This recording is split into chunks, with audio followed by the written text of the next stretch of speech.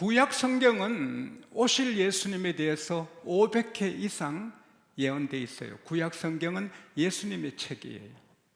신약 성경은 오신 예수님 또 다시 오실 예수님에 대한 책이에요. 이 성경은 예수님의 책이에요. 근데 그 500회 중에 예수님이 탄생할 장소가 바로 베들레헴으로 나오는 거예요. 미가서 5장 2절에 이 베들레헴의 그 근본이 하늘이고 영원하신 분이 탄생한다고, 메시아가 탄생한다고 그렇게 지명을 했어요. 근데 성령으로 잉태된 아기 예수님을 모시는 마리아는 나사렛에 있어요. 나사렛에서 베들레헴까지는 직선으로 120km예요. 이 구부렁구부렁 길로 가면 150km로 보는데, 걸어가도 한 8일 걸리고 나귀를 타고 달리면 좀 단축되겠죠. 근데 예수님이 나사렛에서 나시게 되는 거예요. 근데 하나님께서는 성경의 예언을 이루시기 위하여서 로마 황제를 쓰는 거예요. 인구조사 시켜라. 하나님께서 로마 황제의 마음에 감동을 주시는 거예요. 그래서 로마 황제가 다 고향으로 가서 호적하라 하는 거예요. 잠언 21장 1절에 보면 왕의 마음이 하나님의 손에 있음이 번물 같아서 하나님이 마음대로 인도하신다. 할렐루야. 우리가 김정은 씨를 두려워할 필요 없어요. 절대 전쟁을 일으킬 수 없어요. 미국에서 관계자들에게 들었습니다마는 김정은 씨가 전쟁 일으키면 북한이 없어진대요. 북한이라는 나라가 이 지상에서 없어진대. 미국이 퍼부어서 끝낸대요. 글쎄, 그게 뭐 미국 정부의 방침인지 몰라도요. 우리가 사람을 중국의 시진핑 씨를 두려워할 필요 없어요. 하나님이 마음대로 하시는 거예요. 할렐루야. 어떤 사람 아주 큰일 났다 걱정할 필요 없어요. 기도하면 하나님이 다 해주시는 거예요. 그래서 이 마리아 약혼한 남자 요셉은 다윗의 가문이에요. 다윗의 고향이 베들레헴이잖아요. 그래서 베들레헴은 다윗의 동네로 불려져요. 그래서 왕의 명령이니까 만삭이 된 마리아지만 영화에 보면 나귀 태우고 자기는 걸어가요. 베들레헴에 도착하니까 벌써 일찍 온 손님들이 여관을 다 차지했어요. 민박도 없는 거예요. 그래서 거리에 잘 수 없고 할 수 없이 좀 마음이 인자하신 여관 주인한테 사정해서 마구간에 묵게 되는 거예요. 근데 거기서 순산을 하는 거예요. 이 마리아가 예수님을 낳으신 거예요. 혹시나 싶어서 강보를 준비해 갔어요. 천을. 그래서 아기로 낳으신 예수님 강보로 싸서 누울 데가 어디 있어요. 그래서 여물통에 누인 거예요. 만왕의 왕, 만주의 주, 하나님의 독생자, 모든 온 우주가 엎드려 절할 아기 예수님이 마구간에서 탄생하시고 구유에 침대 삼아 세상에 다이아몬드 침대에 누이셔도 안 될 영광의 주님이 여물통에 누우셨을까요? 그건 하나님이 그렇게 하신 거예요. 만일에 예수님이 왕궁의 안방에서 탄생하셨으면 들의 목자들이 어떻게 와서 경배하겠어요? 들의 한밤중에 찬이슬 맞으며 양치는 목자들에게 천사가 나타나서 영광의 빛을 비추니까 두려워해요. 무서워하지 말라. 다윗의 동네에 그리스도 주가 탄생했다. 온 백성에게 미칠 좋은 소식이다. 가면은 표적이 있다. 구유에 누인, 강보에 쌓인 구유에 누인 아기를 보리니 그가 바로 주 그리스도다. 근데 그리고 그 말이 떨어지지 말자 하늘에서 천군 천사가 내려서 지극히 높은 곳에서는 하나님께 영광이요 땅에서는 하나님이 기뻐하시는 사람들 중에 평안하다. 여러분, 온 세상 만민이 평안 누리는 거 아니에요. 하나님이 기뻐하시는 예수 믿는 자가 평안을 누리요. 할렐루야. 근데 그들이 뭐 베들레헴 몇 호라고 뭐 117번째라고 알려주지 않아요. 천사가. 베들레헴에 가면 표적이 강보에 쌓여 구에 누인 아기를 보리라.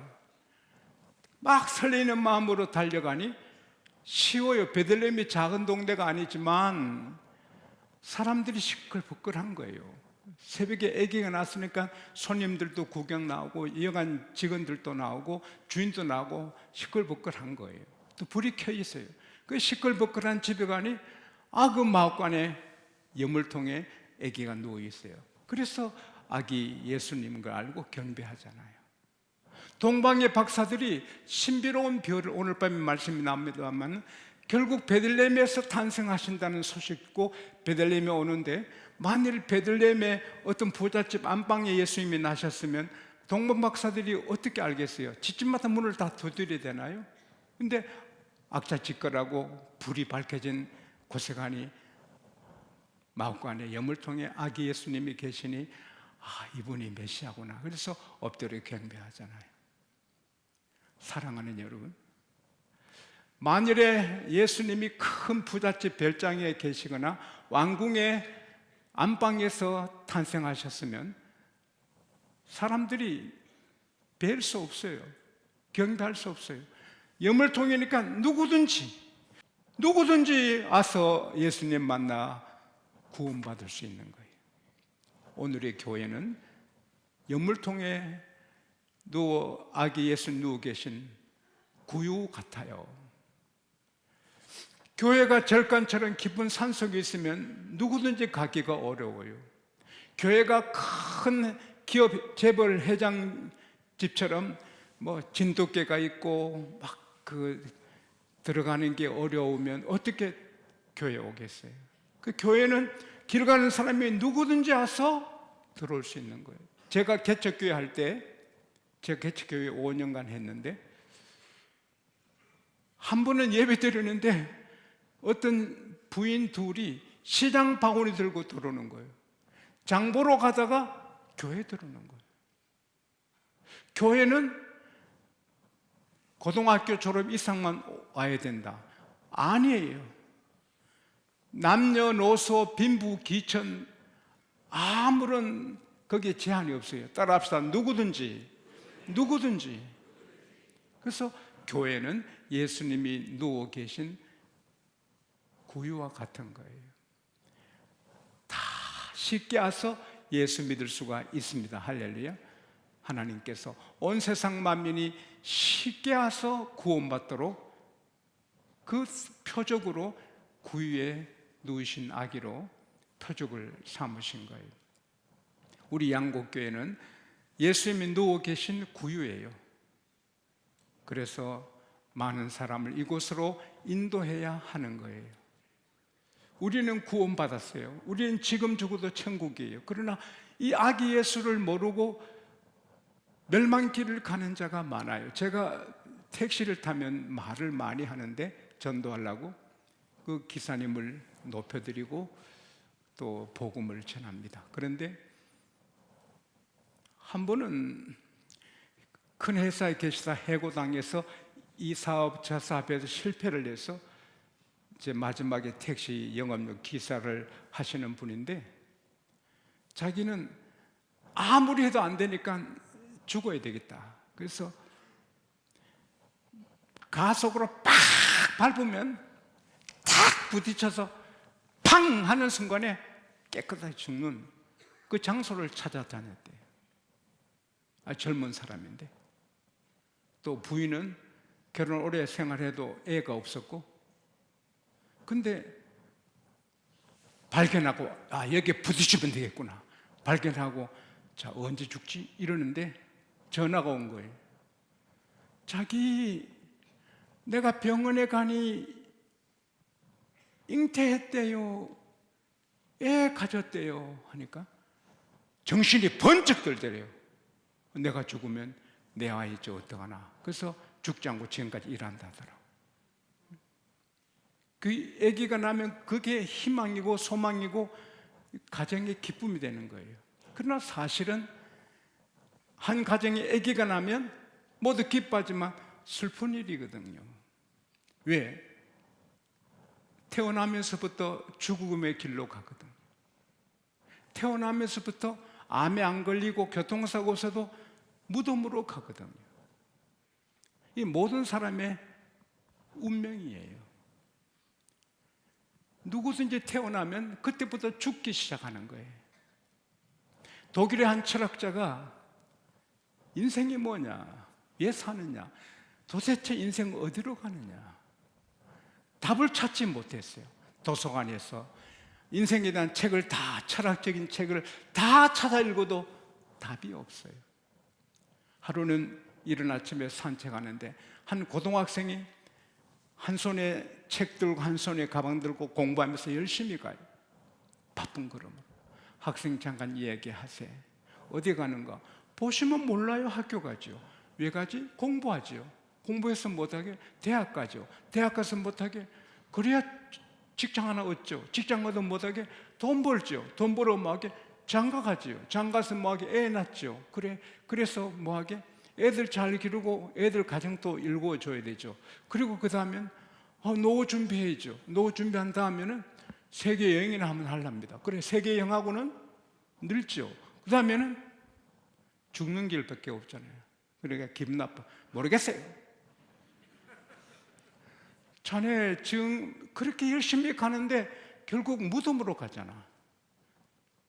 천천히 가게. 그 다음에 깡통 하나 들고 밥 얻으러 가는 거지를 만났어요. 똑같이 물었어요. 어디 가느냐? 밥 얻으러 간. 밥 먹고 뭐하게. 그래야 살죠. 그러면 지금은 이렇게 건강해서 밥 얻으러 가는데 당신 늙고 병들어 쓰러지면 누가 밥 얻어주지? 어렵죠. 그럼 어떻게 되죠? 죽죠. 죽으면 뭐하지? 동사무소 공동묘지에 나를 판부도 주겠죠. 당신 지금 밥 얻으러 가는 게 살러 가는 게 아니고 무덤으로 가는 거잖아. 고등학생의 길이나 거지의 길이나 방탄소년단의 길이나 손흥민 씨의 길이나 대통령의 길이나 성공한 사람의 길이나 국회의장의 길이나 다 정해져 있어요. 마지막은 무덤이에요. 멸망이에요. 무덤으로 끝나면 좋지요. 안 끝나요. 히브리서 9장 27절에 한 번 죽는 것은 사람에게 하나님이 정했다. 그런데 그 뒤에 심판이 있다. 무서운 거예요. 그래서 모든 사람은 무덤으로 가는 거예요. 모든 사람은 아무리 잘나도 무덤으로 가고 그 심판도 모르는 거예요. 심판 알면 예수 믿죠. 그래서 우리는 자기 가는 길도 모르고 가는 이 주변의 모든 우리 가까운 지인들, 친척들, 직장 동료들에게 구유에 누신 아기 예수님 소식을 전해야 돼요. 이 아기 예수님 만나면 무덤 들어가도 잠깐이고요. 예수 믿으면 살아도 살고 죽어도 살고 할렐루야 영원히 사는 거예요. 요한복음 8장 32절에 진리를 알지니 진리가 너희를 자유케 하리라. 이 진리를 알면 죽음에서 무덤에서 공허에서 미래에 대해서 다 자유를 얻게 되는 거예요. 이건 오직 하나 예수밖에 없어요. 할렐루야.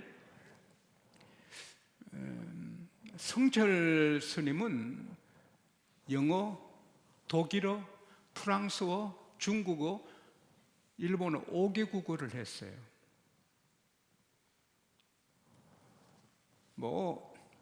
학문도 많이 연구했어요. 그리고 그는 불교에 참 진리가 있다고 23살에 가출해서 초인적인 극기를 하면서 도를 닦았어요. 8년간 눕지 않고 앉아서 잠을 자고 10년간 자기 암자에 사람 못 오게 철조망을 쳐놓고 오직 벽을 향하여 부처가 되려고 애썼어요. 그러나 늦게 그는 깨달았어요. 아니구나. 그래서 그가 남긴 마지막 말이 이거예요. 한평생 남녀 무리를 속여 미치게 했으니 그 제업이 하늘에 미쳐 수미산보다 더 크다. 산채로 불의 압이 지옥으로 떨어지니 한이 망갈래나 된다. 깨달으니 82세 때 돌아가시는데 헛짓됐다. 내가 많은 사람 속였구나. 그리고 제가 책에서 본 그대로 자기 딸 피리에게 쓴 마지막 편지예요. 내 죄는 산보다 높고 바다보다 깊은데 내 어찌 감당하랴. 내가 80년 동안 포교한 것은 헛것이로다. 우리에게는 제3의 길이 없다. 우리에게는 구원이 없다. 딸 피리야, 54년간 단절하고 살았는데 이제 죽을 임종시에 찾게 되어 미안하다. 피리야, 내가 잘못했다. 나는 인생을 잘못 선택했다. 나는 지옥에 간다. 이게 그 유명한 성철스님의 딸에게 보낸 마지막 편지예요. 여러분, 종교가 많아요. 땅에 수만 가지 종교가 있어요. 제주도 일본에 2만 가지, 8만 가지 신이 있어요.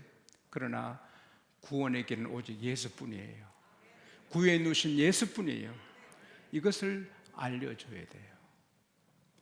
저는 가난하고 어려운 집에 태어났어요. 배고프고. 그런데 제 아내가 제게 관심을 가져서 희망이 됐어요. 하나님을 위해서도 이해했지만 아내에게 실망 안 줄 사람이 되고 싶어서 밤새워 공부하고 노력했어요. 막 잠이 와도 내가 김영숙에게 걸맞는 남자가 돼야지. 그래서 공부하고 그랬어요. 제 아내는 하나님이 제게 붙여준 선물이에요. 제보다 더 의롭고 저보다 더 교회를 사랑해요. 저보다 더 전도하고. 아내가 하나님 주신 선물이에요. 이번에도 좀 죄송하지만 도움이 될 것 같아서 말씀드립니다. 제가 지난 목요일 4시 반에 인천공항에 도착했어요. 부산 오는 비행기가 9시 반이에요. 그래서 저는 여보나 좀 걷기도 하고 운동도 하고 기도도 하고 하겠다고. 그래서 나는 주님과 함께 걷습니다. Walking with Jesus. 그러면서 이것저것 생각하고 기도하고. 그런데 제 아내가 어떤 특별한 일을 하더라고요. 청소하는 분들을 찾아가서 만나고, 지상 직원들 찾아가서 만나고, 자꾸 사람들 찾아가 만나. 늦게 가보니 메리 크리스마스, 그리고 작은 돈을 손에 쥐어주면서 예수님의 사랑입니다. 제 가슴이 뜨거워졌어요. 저는 생각도 못했는데 제 아내가 만나는 사람 찾아가서 또 직원들 찾아가서 메리 크리스마스, 이건 예수님의 사랑입니다. 그것은 구해 누이신 아기와 같은 교회를 일깨우고 예수님을 일깨워주는 전도인 줄 믿습니다. 미국의 39대 대통령으로 세계 존경을 받는 카터 대통령, 지금 98세, 내일 모레 99세가 되는데 부부가 건강하세요. 암덩어리가 뇌에 4개나 있어도 주님이 치료해 주셨어요. 할렐루야. 그 카터 대통령 부부는 하루도 빠짐없이 가정예배를 드립니다. 그분이 그 교회에서 10년 동안 1년에 14가정씩 전도해서 140가정을 전도했습니다. 그런데 그가 주지사 출마했을 때 3개월 동안에 30만 명 이상 찾아다니며 악수했습니다. 그가 이렇게 말했습니다. 생각하니 너무 크게 부끄럽다. 내가 주님 복음을 위해서는 10년 동안에 140가정밖에 전도 못했는데 내가 주지사 되려고는 3개월에 30만 명 이상 찾아다니고 악수했으니 부끄럽기 짝이 없다 그랬어요. 아무리 건강해도, 아무리 행복해도, 아무리 성공해도, 아무리 잘 나가도 우리 인생은 곧 막이 내립니다. 주님 앞에 결산합니다. 지금까지 내가 한 것 주께서 보시고 훗날에 나를 보고 무엇라 하실까? 주님 앞에 서는데 돈 벌다 왔습니다. 애 키우다 왔습니다. 뭐 여행하다 왔습니다. 유튜브 보다 왔습니다. 너 전도 며칠 했니? 그럴 때 우리 할 말이 없잖아요. 따라합시다. 내가 구유다. 사랑하는 여러분, 요한일서 5장 15절에 예수를 하나님의 아들로 인정하는 자는 하나님이 그 안에 거하신다. 요한복음 14장 20절에 예수님이 내가 너 안에 있다. 따라합시다. 내가 예수님 모신 구유다. 우리가 구유가 되려고 노력할 필요 없어요. 벌써 예수님이 우리 안에 계세요. 저는 40년간 여러분에게 내가 얼마나 예수님 보여드렸는지 오늘 아침에 생각했어요. 벌써 우리 안에 예수님이 계세요. 이걸 세상 사람이 보게 해야 돼요. 내 말, 내 삶을 통해 보게 해야 돼요. 요한일서 5장 3절에 하나님을 사랑하는 것은 이것이니 그의 계명을 지키는 것이라. 따라합시다. 그 계명은 무겁지 않다. 우리가 누구든지 계명에 순종하면 예수님이 보이게 돼 있어요. 우리가 내 마음대로 살면 예수님이 내 안에서 안 보여요. 우리가 말씀에 순종하면 예수님이 드러나는 거예요. 예, 말씀이 예수님이시. 할렐루야. 근데 말씀이 무겁잖아요. 3m 백지에 내가 직선을 끌려면 어렵지만 자막대기 대놓고 끄면 쉬운 것처럼 인생 내가 머리 굴려 살려니까 어렵지, 성경은 캐는 자막대기 이대로 남편 사랑하고 섬기고 아내 사랑하고 무조건 섬기고, 저는 여러분을 무조건 섬기잖아요. 제 아내를 섬기고 아들을 섬기고 며느리를 섬기잖아요. 예수는 전 섬기잖아요. 그럴 때 며느리 볼 때, 아들이 볼 때, 손자가 볼 때 예수님이 보이는 거죠. 부모 공경하고 정직하게 살고 사랑으로 살 때 예수님이 보이는 거죠. 아주 쉽잖아요. 미우라 아약고, 그는 가게를 하는데 너무 잘 돼. 그 옆집의 가게는 안 돼. 미우라 아약고가 선하고 빛이 나고 친절하니 다 그리 모이는 거예요. 그 집은 망하게 되고 이 집만 되는 거예요. 그때 기도하다가 라이벌 상점 주인이 얼마나 아프겠나. 그래서는 물건 아이템 구색을 빼는 거예요. 그거 찾는데 그건 저 이웃 가게에 있습니다. 뭐 주세요? 그건 이웃 가게에 있습니다. 이웃 가게 사람들이 몰려가는 거예요. 왜 이렇게 오시죠? 옆집 가게 미우라 아약고 씨가 여기 가라 합니다. 감동을 받는 거죠. 욕심을 비우고 하나님 말씀대로 살면 예수님이 보이는 거죠. 그래서 이 미우라 아약고, 이름이 미우라 하지만 미운 게 아니에요. 때문에 일본이 예수님을 보잖아요. 이 성탄절에 우리가 걸어가면 예수님 보이고, 우리가 말하면 예수님이 보이고, 우리가 살면 예수님, 우리를 접하는 사람이 예수님을 보는 구유가 되시기를 축원합니다. 하나님, 오늘 이 말씀 마귀새가 쫓아가지 못하게 하시고 우리 삶이 되게 하여 주십시오. 예수 믿은 것 감사하고 기뻐하고, 그리고 예수님이 누워 계신 구유인 우리 양곡교회로, 또 교회로 사람들을 많이 인도하게 하여 주시고, 우리가 어디 가든지 구유에 누이신 내 안에 계신 예수님을 보여줄 수 있는 멋진 그리스도인들이 되게 해 주십시오. 예수님 이름으로 기도합니다. 아멘.